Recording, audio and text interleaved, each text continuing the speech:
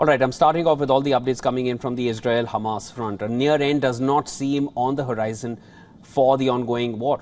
This, as Israel says, it is still preparing for its ground invasion into Gaza, something that they have been talking about since over a week now. While world leaders are discussing and negotiating over the conflict, a consensus does not appear to be workable so far. Meanwhile, the human suffering, it really continues. In the latest, Israel Defense Forces say that they have killed 3 Hamas militants who were struck by their fighter jets. These militants played a significant role in the invasion and murderous attack against Israel on the 7th of October.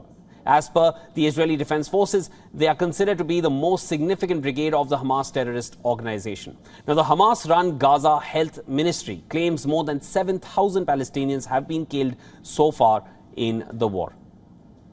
The ministry's toll includes more than 2,700 minors and at least 1,500 women. Hamas has also released the names of those who have been killed. Then on the other side of this war, of course, we're talking about Israel. Israeli jets continued flying over Gaza on Thursday after troops and tanks briefly raided the besieged enclave overnight. Speaking of the expected ground offensive that Israel has been talking about, Israel's Defense Minister Yoav Gallant has said that it is not far off. He added that Israel will carry out the operation when the conditions are right in order to strike Hamas. Gallant also talked about tensions with Hezbollah on the border with Lebanon in the north of Israel. And he also said that Israel has no interest in expanding the war. מלחמה בחזית הדרומית כנגד חמאס. אנחנו מוכנים לכל התפתחות בצפון. חיזבאללה סופג נפגעים רבים. יחד עם זה, אין לנו עניין להרחיב את המלחמה.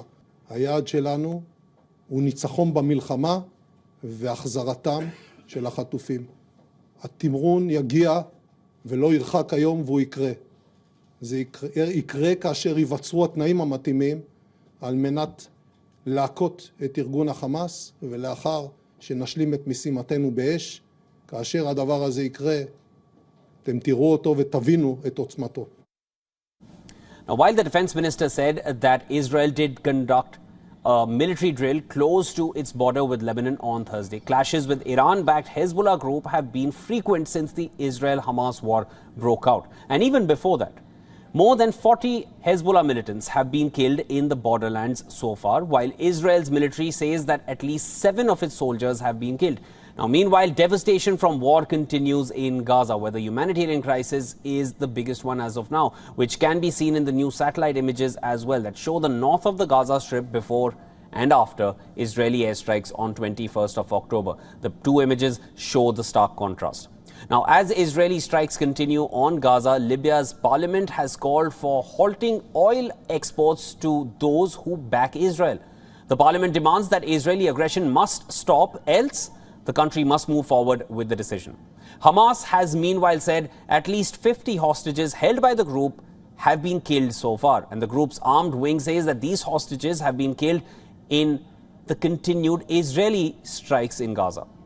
Speaking of hostages, a senior Qatari negotiator told in an interview that civilians being held hostage by Hamas in Gaza could be released within days. He said the negotiations were very difficult, but progress was being made. He cautioned, however, that any escalation in the conflict could jeopardize those efforts. Now, diplomacy and negotiations around the war continue. A senior Hamas delegation has traveled to Moscow to meet Russian foreign ministry officials. And this is the organization's first high-profile international visit since its October 7th attack on Israel. Iranian deputy foreign minister is in Moscow as well. And the 3 leaders held a trilateral meet as per a picture posted by Hamas. Take a look at this one. White House, while reacting to the meet in Moscow, has said that it is not a time to support Hamas.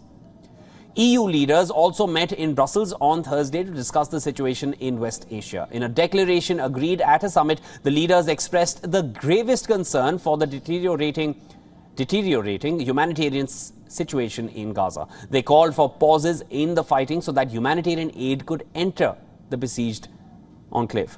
Debate on the war also continue at the United Nations. The UN General Assembly held an emergency meeting on Thursday to discuss the dire situation, and after failed efforts at UNSC to adopt any resolution, representatives from Israel and Arab countries exchanged sharp accusations at the discussion in UNGA.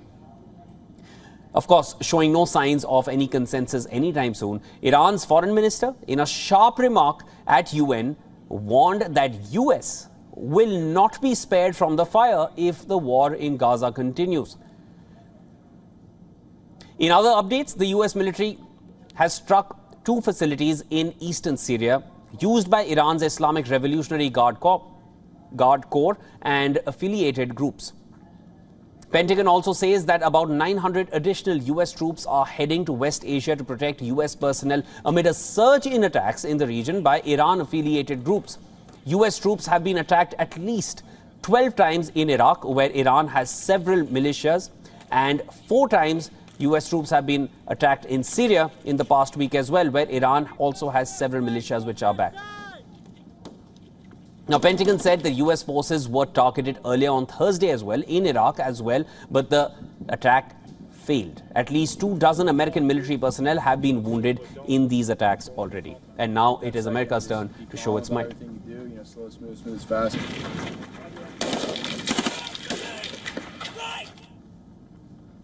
All right, to discuss this further, of course, we had earlier spoken with our correspondent Susan Tehrani from New York, and she sends us the latest updates on the US troop deployments in West Asia. Listen to what she had to say on the matter. Pentagon officials are saying some 900 U.S. troops have been deployed to the Middle East region. These were troops that Defense Secretary Lloyd Austin talked about a few weeks ago. They were on prepare to deploy orders. However, it's not clear what part of the region they've been deployed to. Pentagon officials said on Thursday that they have not been deployed to Israel. Now, this deployment comes as the Hamas and Israel war rages on, but then the likelihood of this war spilling over to other parts of the region have now become very real as well.